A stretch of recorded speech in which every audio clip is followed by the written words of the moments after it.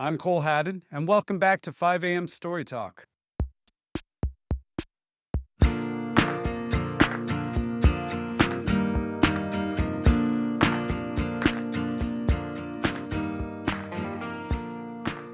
Welcome back, Story Talkers. This week, I want to talk about how we're expected to survive as artists. Not just today, but going forward too, as the world's creative industries become ever more unstable, perilous places to forge careers. First, I've invited some brilliant, incredibly successful artist friends to help you work out if you really want to pursue the art life at all. Then, I'm going to share with you 5 what I believe are essential lifestyle and financial tips that I wish someone had given me when I first broke into Hollywood. But really, when I first became a professional artist. These tips will take you from your first job to emotionally, financially, and creatively enduring the increasingly difficult life of an artist in the 21st century. Now, let's talk about how to survive the terrible, horrible, no good, very bad life of an artist. There's a film I return to almost every year called Beautiful Girls. Maybe you've seen it? It was released in 1996, directed by Ted Demme, written by Scott Rosenberg, starring a huge ensemble cast, the kind you only really got in the 90s. The central protagonist is an aspiring musician named Willie, and he lives in the big city where he's chasing his big dreams. Except that isn't going so well. He plays piano in a bar and lives off the $1 bills customers tip him with. But his 10-year high school reunion is coming up, so this guy heads home to his small town, a place he obviously did everything he could to escape to attend the big event. But really, he goes home to soul search, to work out what the hell he's doing with his life. His old friends are mostly a mix of blue-collar types. The one has a white-collar job he obviously had to get a college degree to land. While the white-collar friend is a family man now and has to deal with that life, the general vibe of this friends group is one of comfortable, familiar routine. Everything Willie doesn't have in a life dependent on how many dollars people drop in a fishbowl. These guys, his friends, they go to work, hit the bar together, go to work, meet up at the diner together, ice fish, hit the bar together, go to work, and so on. You get the picture. Life just functions the way it always has for most working class and middle class people. Willie doesn't fit into this world, though, just like I didn't. But desperation is driving him to consider trading his artistic dreams for a practical paycheck. While it might mean giving up what he wants most in his life, he craves what I guess could most simply be described as stability. So here's the thing. Every year when I rewatch Beautiful Girls, a part of me fantasizes about similar stability, the comfortable routine, a life of relative certainty and even mundanity. The life I traded when I left Detroit for Hollywood 20 years ago, this year in fact. Don't mistake me here. I could never do it. But that doesn't mean I don't wish my life as a professional artist could come with all of the trappings of the more traditional careers so many of my oldest friends pursued. I'm jealous of that in a lot of ways, the same way Willie is jealous of his friends and Beautiful Girls. It's the great surprise becoming a professional artist eventually springs on you. Despite all the dreams of cultural independence, of a life less ordinary, of being able to devote all your time to exploring yourself in the world through art, you end up working far more than those gullible loser friends of yours who got the boring job, who played it safe, who swapped their dreams for a steady paycheck and, if they're lucky, yearly paid vacation time. And not only do you work more, you'll typically do it for less. And to make matters even worse, very few of us will ever be able to call ourselves financially secure.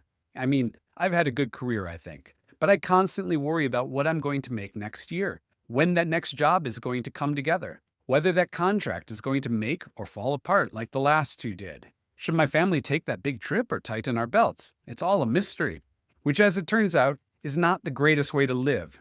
I can tell you banks certainly don't like that kind of income either, not if you're hoping to secure a home loan at some point. So, what am I getting at here?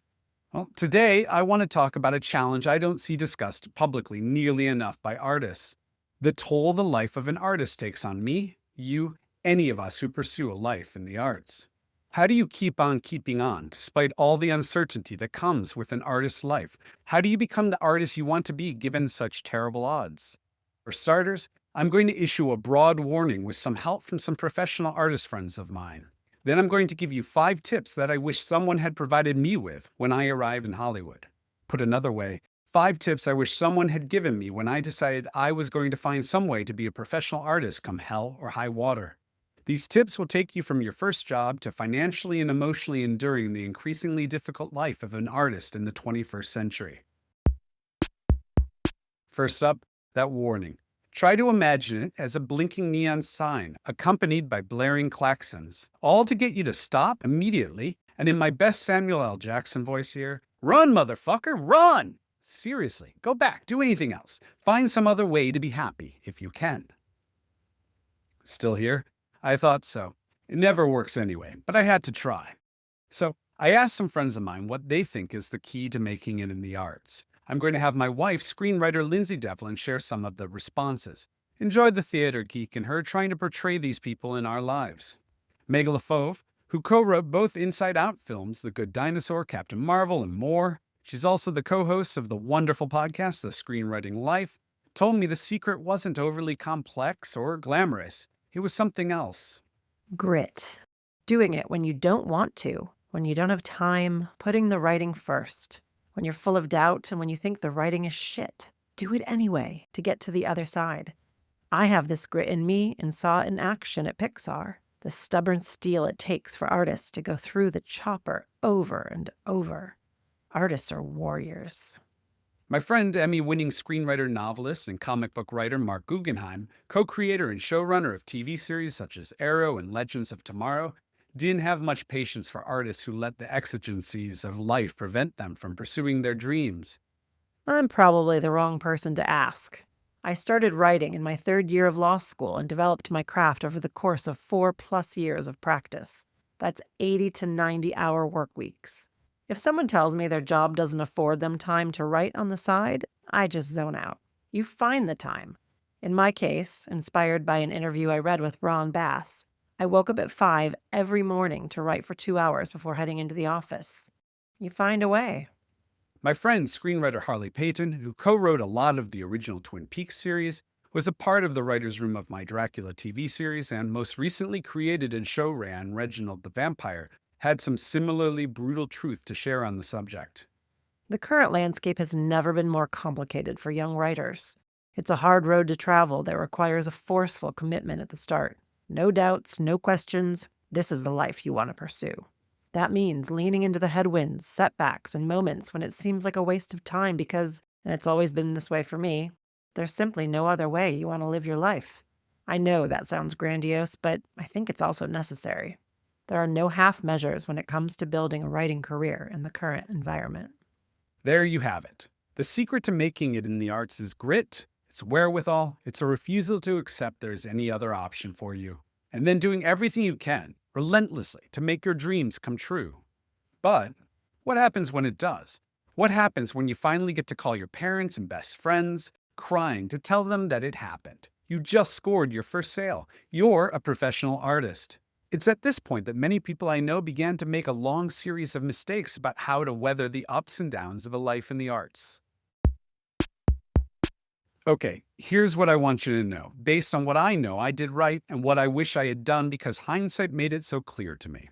Tip number 1. Sit down and create a budget. I don't mean a boring adult budget with groceries and things like that on it, though they will be. I mean a budget that defines the bare minimum of what you need to live a life you enjoy and find value in. Work out rent or mortgage, groceries, gas and utilities, phone and internet, and an appropriate amount for socializing, entertainment, and honing your craft. In my case, that was going to the movies, a lot, and reading, a lot. But what about vacations? Well, that should be on there too. Not the fancy stuff, just what you need to say, I liked being alive this year. This, my friends, is your real cost of living, and it's the only cost of living you should try to meet. Never spend more than it. Ever.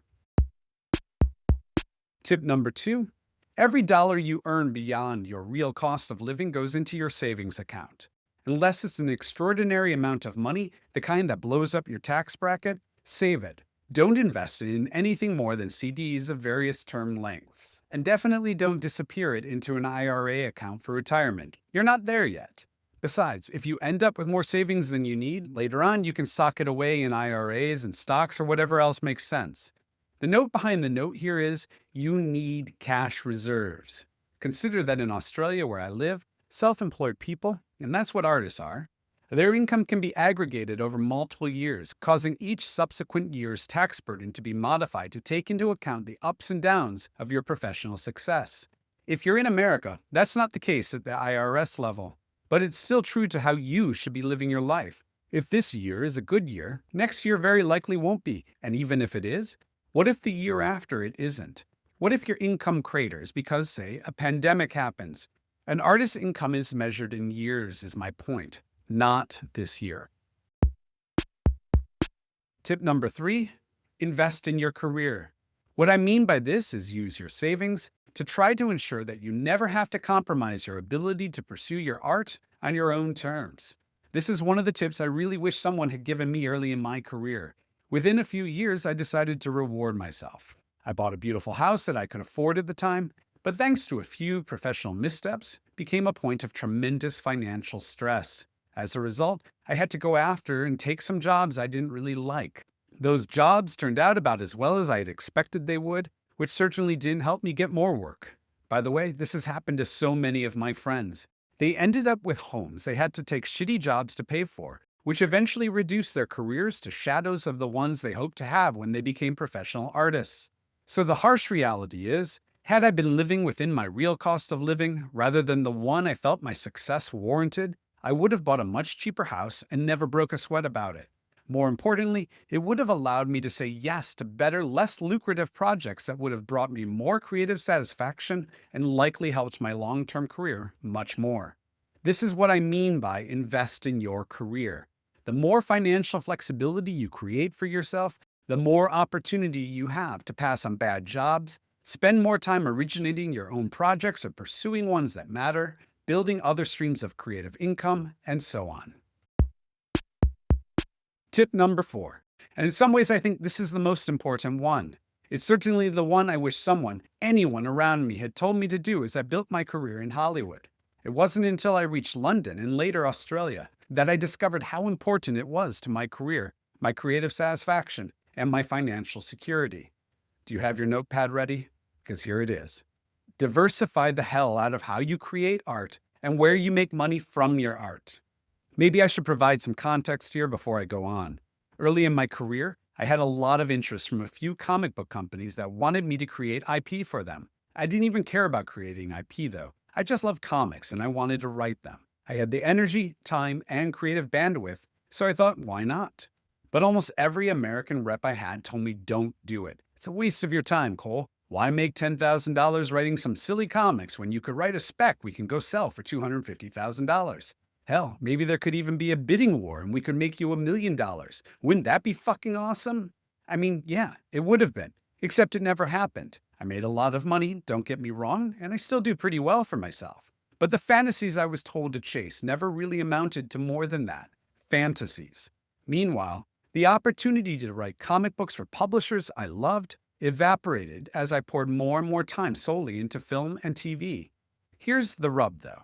When COVID happened, incomes in the film TV industry crashed. They were already going down, but the pandemic kneecapped and utterly destroyed a lot of careers. You know what I wish I was doing during that stretch instead of knocking on every door in Hollywood and London begging for work to survive the apocalypse? Writing comic books. My finances with my reserves would have been more than fine. By the time I got to Australia, I discovered an arts culture very different than Hollywood and London's. In Hollywood, I was generally told to stay in my lane. If I left it, it should only be to create IP to sell as a film or TV series. The income streams were always limited as a result. But in London, my agents told me to do whatever I was creatively inspired by. Their other clients were writing plays, writing books, writing radio plays, and more. These things all fed into each other, I was advised. And it's true, too. I enjoyed my most creatively satisfying stretch while living and working in the UK, which also had the added benefit of providing me opportunities to build creative inroads into mediums other than film and TV. In Australia, they call this the multi-slashy. You might call it a multi-hyphenate artist.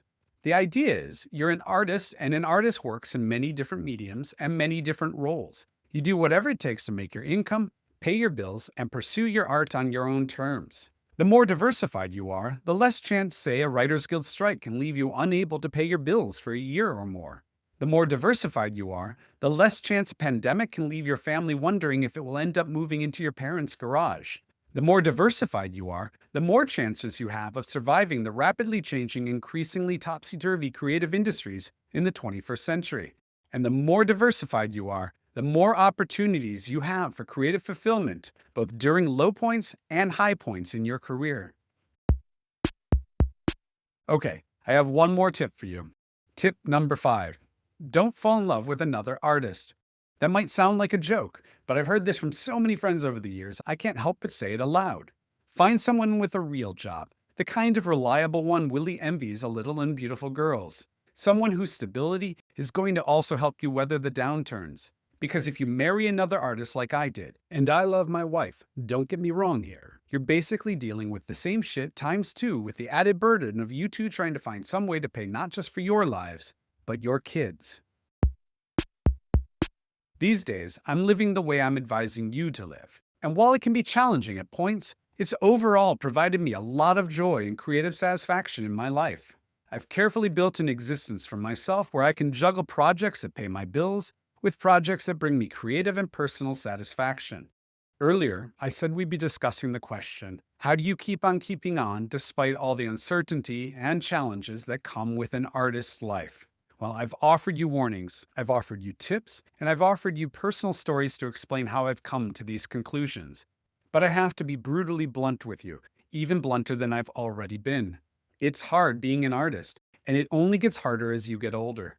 The only reason to do this to yourself is because you cannot imagine living any other life, as some of my friends suggested earlier. Art has to be a religious calling for you if you want to describe it that way. Otherwise, there's no way to spiritually endure what it will do to you as you leave behind the more carefree days of your youth. We cannot spend our entire lives as starving artists. That fabled bohemian freedom eventually confronts financial, familial, even medical realities. To get over that hump, you have to be calculated. You have to accept pragmatic compromises about your time and where your energy is applied. And you have to make sure you understand how to budget such an existence if you want any chance of long-term creative fulfillment. Because, as hard as this can be to accept, real success as an artist isn't a straight line up to some magical peak. It's a wavy line that goes up and dips and goes up again and dips harder. What we achieve in the end, creatively and financially, is an aggregate of highs and terrible lows. I worry there are a lot of terrible lows coming our way in the future, too. The turn against education and intellectualism extends to the arts, for example. But there are also changing economic landscapes to consider. And it's not like AI isn't there, lurking like Michael Meyer behind some hedges, glowering ominously at us. In decades to come, we might look back at the despair so many of us feel right now and lament how much we'd like to have even these shitty times back. But that's a conversation for another day, I think. For now, I just hope I've helped better prepare you for the artist's life you've been called to. May you find as much joy in it as I have. Yes, your friends might have more stability in their lives. Yes, they might know when they're going to take their next vacations. Yes, maybe they even know when they're going to be able to retire. Actually, that all sounds pretty damn amazing. Are you still sure you want to do this?